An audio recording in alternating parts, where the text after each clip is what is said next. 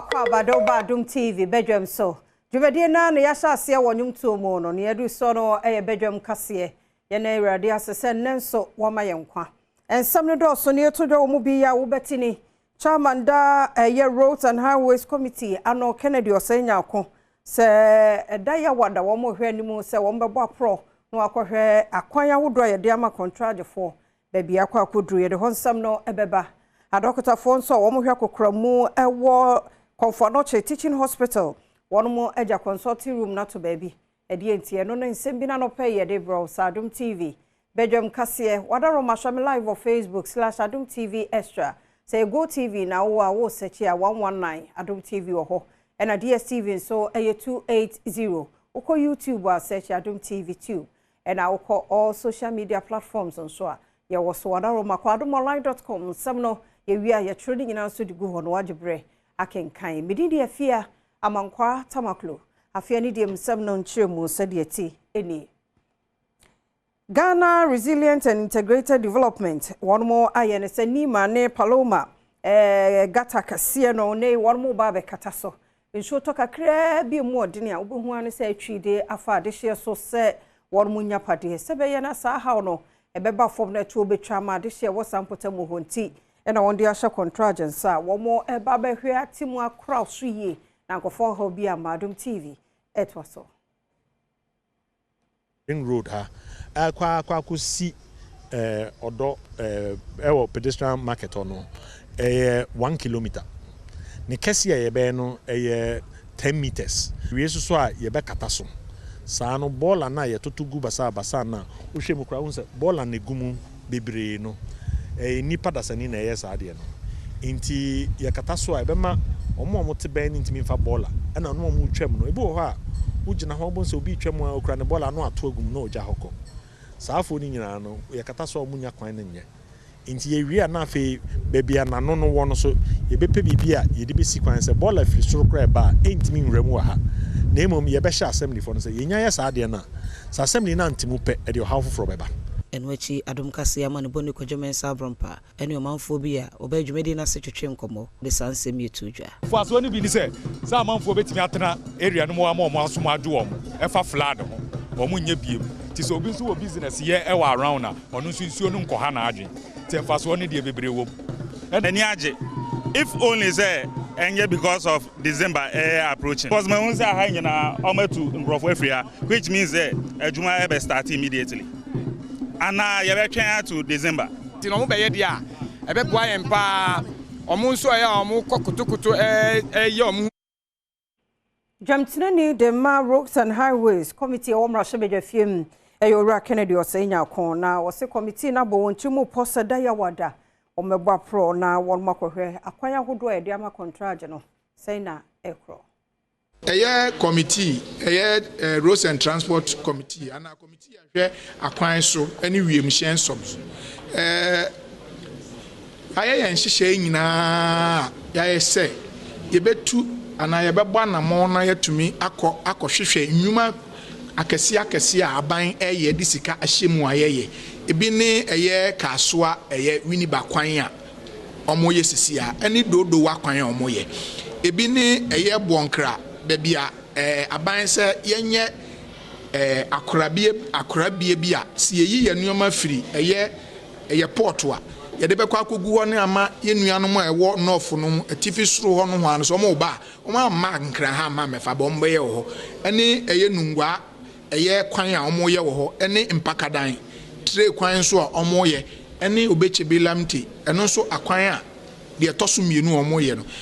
ya ni nyina nhyehyɛ se ye bekɔ ho no yakɔ akɔhwɛ ye de ani bekɔ akɔhwɛ se ne adwuma no ikoso na se afutuo bi wo ha na se adwenkyire bi wo ha ye de akyerɛ ade ama ministry no ya yesa nhyehyɛ nya ye hye ase yawada yawada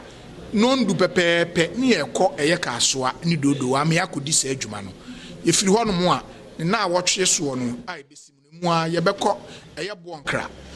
me pese ye invite mu nyina na mo bɛka ye ho mo ye kɔ mo di manu ekɔkɔhwɛ de ekɔ nyina nsɛm ye bɛkɔ nyina mo bɛtibi de ebepie mu so meba yatwa Adom TV Badwam kase no so na majority se won wanya no nte yaban ebeye na free SHS bill no wɔn de awuram wɔ mmarahyɛbadwafie no wɔbɔbɔ ho agye atum na ya mamre na ma ho kwan so aban bi ɔbɛba bi anso ɔbɛhwɛ no so no wato so Adom TV ediba Ghana aban no nam dom kɛse a mmarahyɛbadwafie so na ɔde nsɛm bi atodwa a wɔkyerɛ sɛ na wɔtwe dede yɛ nimu yi ɔde free SHS bill akɔpie mmarahyɛbadwafie yɛ no bɛboa de hyehyɛ pa agu akwan mu a aban bi bɛba so bi na bɛhyɛ ne kɛte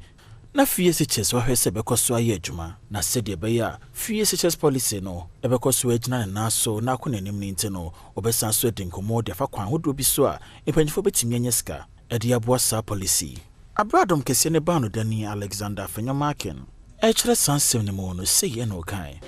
on education the honorable member for Akachinov strongly opposing the free SHS bill. Clearly, the NDC minority does not want to commit itself to free SHS. And the fact that we want to enact a law to make it mandatory, we have stated time with that number, that those provisions in the Constitution that talk about free SHS are very aspirational. They are aspirational provisions. So the way to go is to enact a law.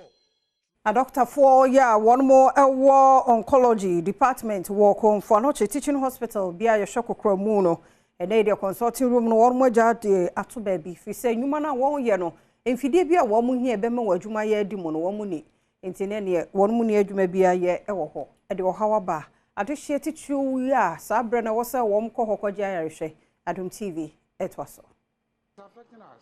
we have been affected because my wife is seriously sick and there's no doctor taking care of him. There's no doctor. So we have been affected. Yes, we have been affected. You see some patients over here and even most of them they have gone and most of them are not coming because of the strike. So we have been affected. Like, it's not helping them because they are saying their machine is not working. And looking at my mom's condition, we can't go home. Like we are staying at Obuasi, we can't go home and come back again. Like it's a whole lot. So they should do something about it for us. I mean, looking at the condition of your mom, she's even struggling to get inside the car. Yeah, it's not helping. We came last week, and they said she should go and do something. So let me say, for the past 3 weeks. She has not been here, so she's suffering. I'm even in school and I came back home. Akuafo ya womodo tomatoes wo sumina kese. And they say tomatoes buone de sorokwa na beko. Fi se wiemu nsakra ye no eka ho bi ntino. Omo hia ban no emoa na tumi anam so ama ye nso ayeto no ye de na ba fom. Adom TV etwaso. De ebo e mafo. Adentia. Eniama na ede ye adwuma ne boye de ntosi de emafo ene ntosi no anya yiye bebere anya yiye ti de ye yiye no nurse so nto ene ye nya nsu mfanya adwuma okay se kwa ya ha no nto okay so nto kula yeso ha ye ni nsu bia e be ka se de ye adwuma de nyankopon nsu na ha ye de ye adwuma ma na ye de ye adwuma no kofo mo a ena pa fo no so aye fa wo mo no wo musika na wo je ne kosoro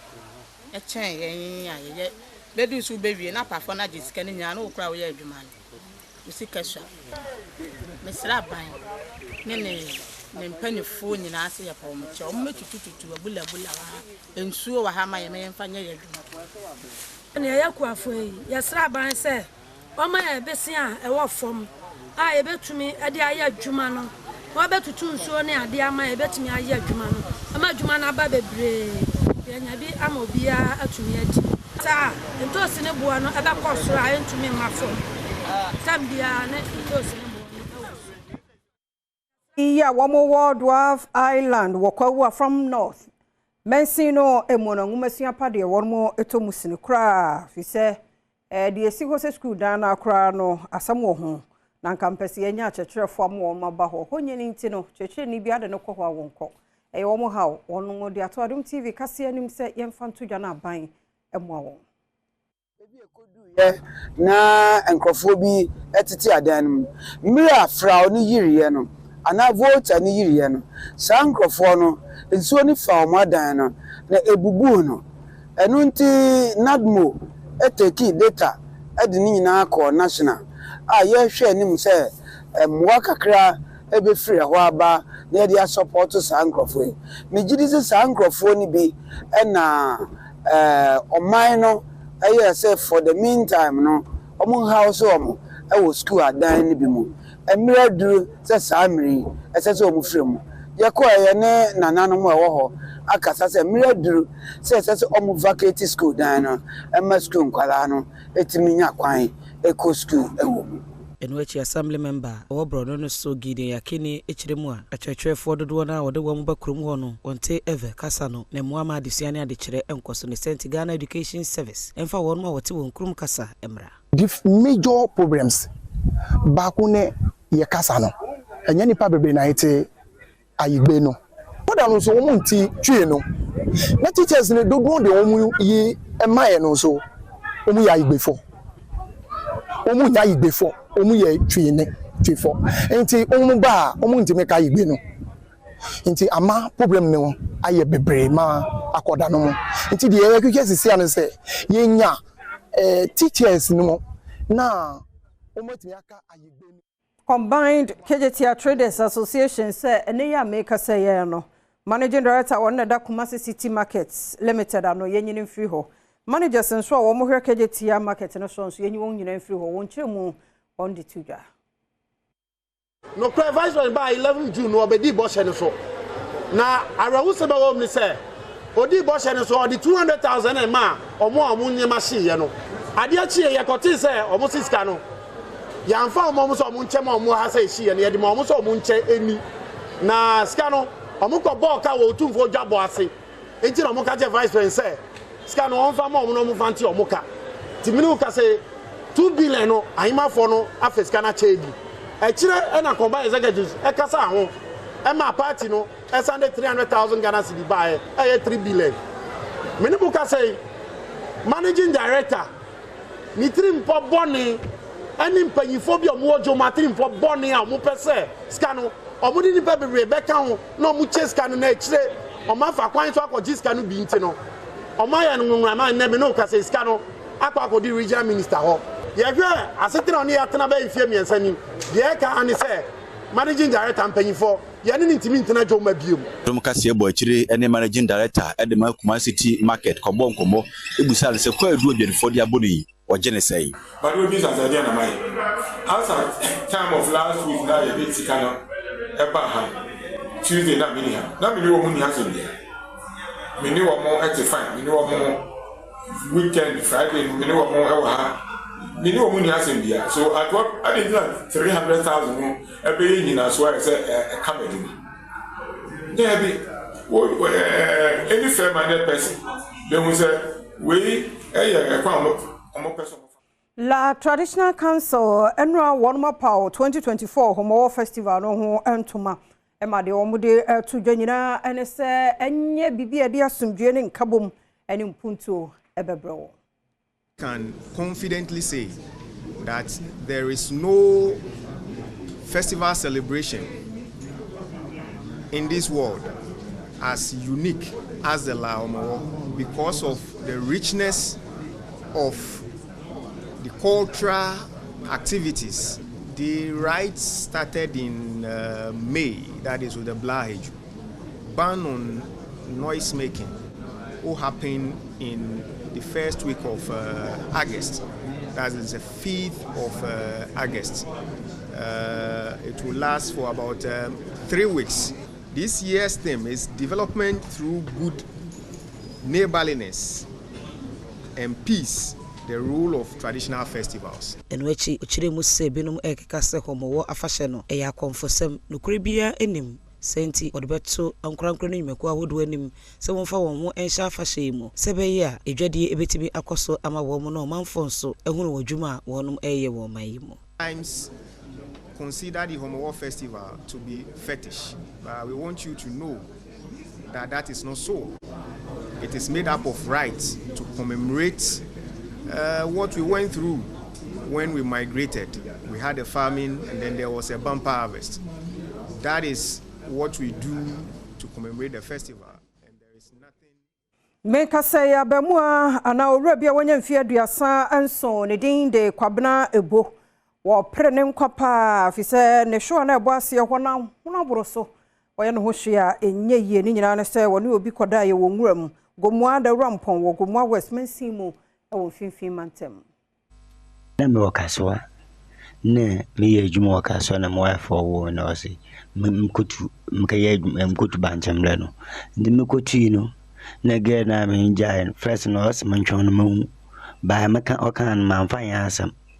nti oyedaman na masida meda no mekwa afum ti mo afum no oba ho oba ode oba pocha nti oba no otron no sanon sha ai mo bi chirem nti oyedaman musum hu akwankwan a me na fam me na da fumo nti oba na mpuma mana na kumpa fresh ye tade ya kai nkra wewu mana na ba kun wewu nti oyedaman na ade no ayeda jansu ya nkete ana oyeda ay makase no ba cho 10 years ni cho tama abanu ay wakrank yenko ho oba no nkrofon na mama me mo ay mo nkrofo wasese woku ano bin oba ka akase nti da mediano yanka wonka ya mana no ne okohwe osofo ninsin bi ona osofo ninsin me yekoy ndi yekoy ne yakay tutu ayamba na ade yeko afumu no na okokaye no se da mediano skeno original aka 2 million nti da mediano amfanso no do ano ontan ndi owuma no antan wa nti kekreb no aba ona ade no ye na la yi ozenese Mayina no sona Adom TV Badwam kase na hara bema kwan na no pe ye de asiaseda e na me de ema on emum kwaso na ne yentna fi se da obonkrata no aba online so bi wom ye de to so ye nchakura sima ba mienu ye kwaba